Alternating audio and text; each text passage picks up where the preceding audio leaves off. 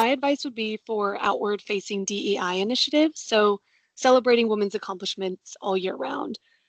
International Women's Day is a great moment in the calendar to celebrate and elevate women, but it's a moment, and we want to ensure that we're celebrating individuality all year long. So when you're celebrating individual performance, make sure to lift women up and always be mindful too that you aren't just celebrating the same people each month.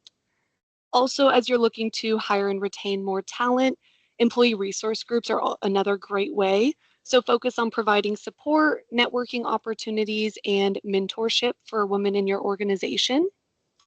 And then working towards eliminating bias. So training hiring managers and employees on unconscious bias to ensure fair evaluation of candidates during the recruitment and promotion processes. So make these completing these types of trainings mandatory as a part of annual reviews. It's also so important to have women represented at all management levels, review any potential pay gaps in parental leave policies. And then on the recruiting efforts side, there are so many tips for writing job postings for diversity through realistic job descriptions and requirements, gender neutral wording, diversity disclaimers, and non-discrimination statements in job descriptions. This shows your company stands in its commitment to equal employment opportunities, and then also reaching out to qualified women candidates through Women in Tech networking events, online professional networks, and other communities.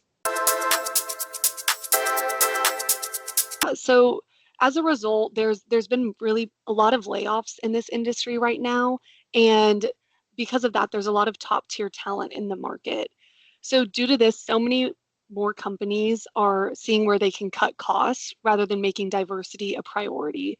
Their main focus is mostly about maximizing their talent for the lowest costs.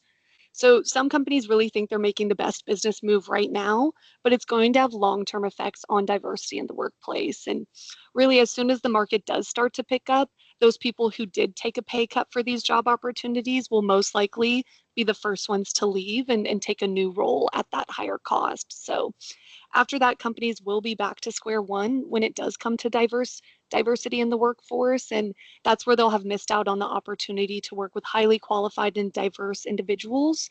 So continuing to focus on that, even as there are a lot of candidates on the market right now, is something that I recommend continuing to focus on.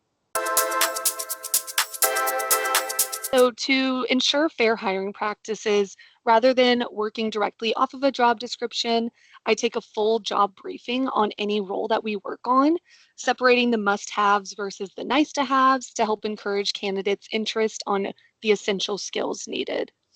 And then on the candidate side, the first call with a candidate is never about a specific opportunity. It's about their background, what the candidate wants, and understanding and advising on different opportunities to identify that best fit for them. Women tend to only apply if they meet 100% of the job requirements, whereas men are more likely to apply if they have at least 60% of the qualifications. And because of that, I'm speaking to people who are not only applying to those job postings, but using advanced headhunting techniques to call candidates up who fit the skill set based on their background and assess their fit for the opportunity, regardless of their LinkedIn says they're open to work. And then as well in this industry, the salary gap is widening for candidates, especially those who have been at companies for 5, 10 years. Some companies are excellent at yearly salary increases, and those are the companies that Energize will always recommend. But we consistently see candidates that are loyal to one company for 5+ years, and they're being significantly underpaid and misunderstanding the market and their own value. And so at Energize, we make sure to share salary surveys that benchmark based on skill set so that candidates can measure themselves against the market. I would recommend joining user groups and making connections. There are many user groups on LinkedIn, and Energize actually posted an article last year with different groups, mentorship programs, and resources available to women in the Amazon, Microsoft, and Google, as well as SAP ecosystems. And so as you start to network and look at those groups, also make sure that you have a mentor in the tech industry. And if you don't have one, find someone whose career path and success you admire and want to emulate. So don't be afraid to reach out to them. Ask if they'd like to speak, tell them you'd like to speak with them and set up that call. That's an opportunity to go over introductions with a leader in the tech industry, ask about their background and advice that they have for someone starting out.